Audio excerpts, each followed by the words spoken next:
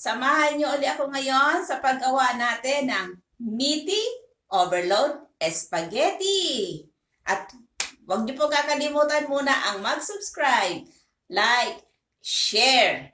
Tara, samahan niyo ako. Ito yung ating mga sangkap na gagamitin sa pagluto natin ng meaty overload spaghetti. Ito yung ating mga sangkap sa gagamitin natin ng meaty overload spaghetti.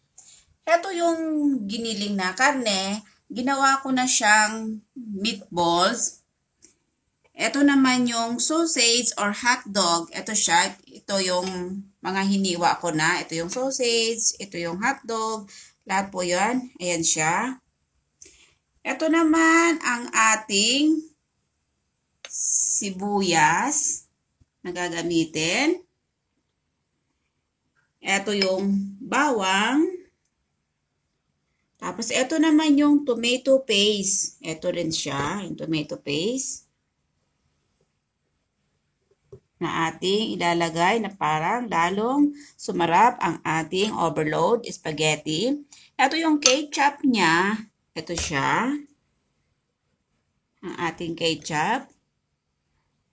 Tapos, meron naman tayong spaghetti sauce na gagamitin sa ating pagluto. Ayan. Ito yung ating spaghetti. Niluto ko na siya already now boiled. Parang ordinary na rin na ginagamit natin, pinapakuluan. Kaya, pinakuluan ko na ito. Ating spaghetti. Ayan. Samahan nyo ako ulit sa aking munting kusina sa pagluto ng ating meaty overload spaghetti.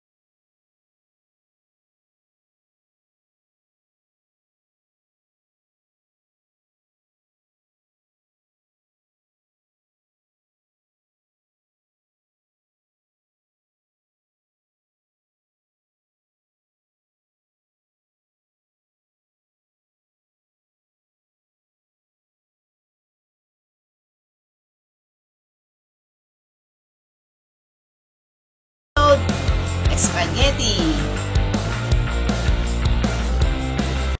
Ito na yung ating meaty overload spaghetti. Sana nagustuhan nyo ang ating niluto ngayon. I-try nyo rin po ito sa mga party o snackan sa loob ng bahay. Kahit walang occasion, di ba?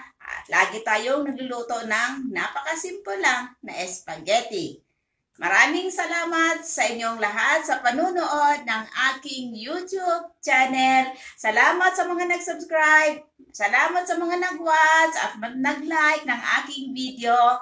Huwag niyo pong kakalimutan pa rin ang share sa inyong mga kaibigan. See you again my next video. God bless you all. Bye-bye!